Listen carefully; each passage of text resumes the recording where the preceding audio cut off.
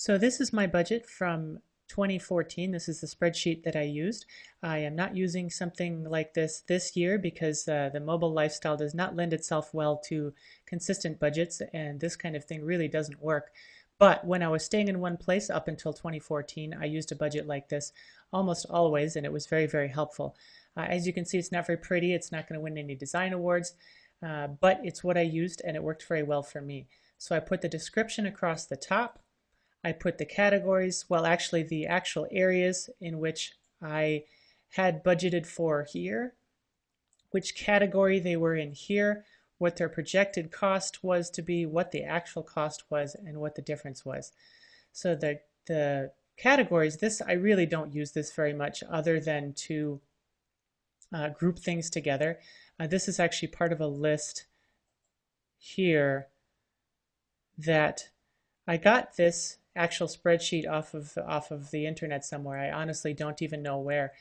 Um, these categories are something that they used for a bunch of tables and bar graphs and stuff, and I don't get nearly that fancy. I just want something I can look at that I can put something into every day. But I like the way that it looks for grouping things, so I do that. So I tend to keep you can keep whatever you want to keep track of whatever you want to, whatever makes sense for you.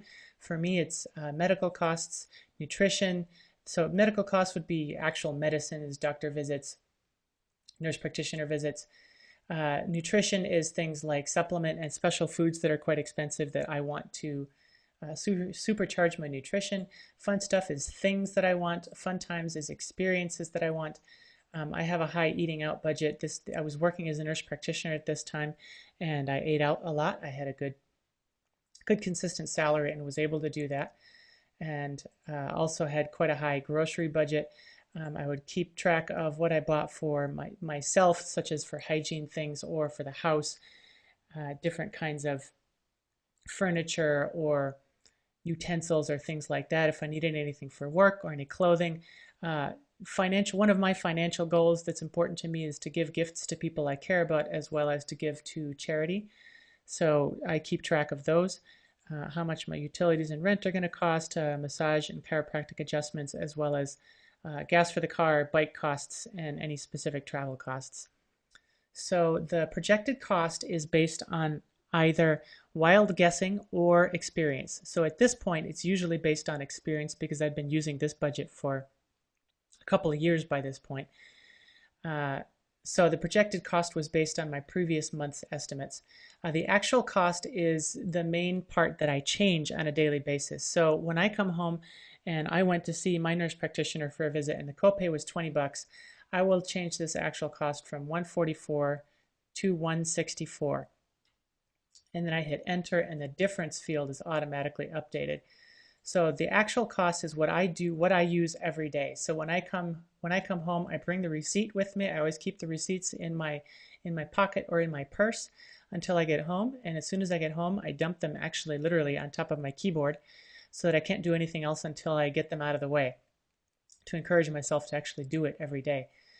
So then, if I went and bought some blueberries because I wanted some superfood and they were $5, we'll put this up to $43. So I use this on a daily basis. The difference field is very simple. I had trouble. So you can do all kinds of cool different functions with this stuff up here. You can sum things, average things. I had trouble. It took me more than 10 seconds, so I gave up on it, trying to figure out how to do subtraction. So I literally figured out how to somewhere. If you just put equals, so this is E3.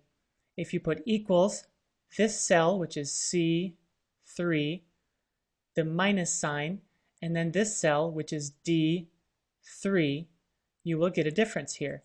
And so that's what I did. Well, now I did something different. So that's what I did to put there. And I did the same thing here, C4, D6, C7. I did this for each of these. So the black is like in the red, in the black. So black means my projected cost was 200. My actual cost was 164. So I still have $36 left on my budget. If I were to say, hey, I went and bought some medicines and they were $50, then this would go into the red and would also have parentheses around it, so I know that it's actually a negative number.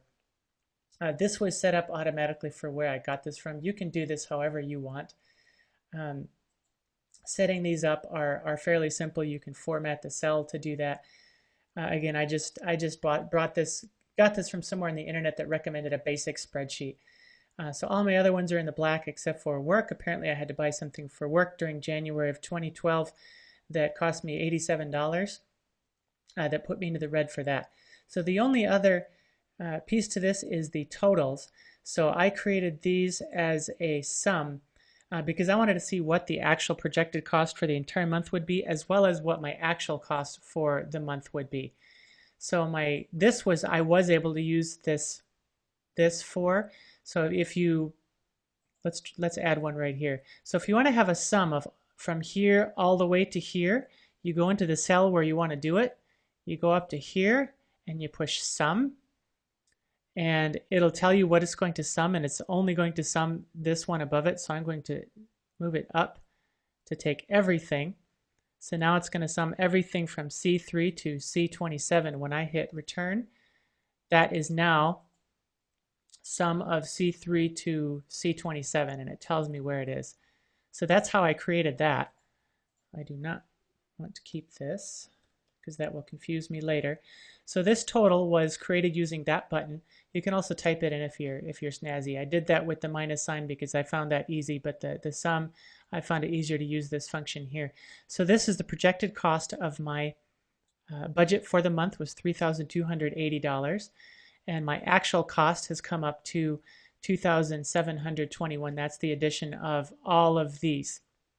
So if I wanted to know how far I was from between my projected and actual, just like I did with these, I would put, let's see, this is C27 and D27. So I would put equals C27 minus D27. And this is now the difference between the projected cost and the actual cost. So this is 1 month's worth of my actual budget. So in February, I will insert a new sheet, and I will pull up February 2012. And I'm sure there's an easier way to do this, but I usually literally will take this and I will copy it and I will paste it right here. Control C, Control V that to here. And as you can see, the categories are the same. It's a little bit different on the sizing because I changed the column widths, but the categories are the same or almost the same. The projected cost is the same or almost the same, and only the actual cost is different. And as you can see, I spent more on medical this month and nutrition because I was in the red. Also, I went over my budget for eating out and groceries, which I often do, and needed some extra things for clothing. So that would be the February budget that I used. And then in March of 2012, again, basically the same. Oh, looks like I had to pay some, or thought I was going to have to pay some interest on my student loans, and had some extra costs down here, but basically the same, and the actual cost and then the difference. So hopefully that helps you see an example of what a very simple budget looks like and gives you something to go off of.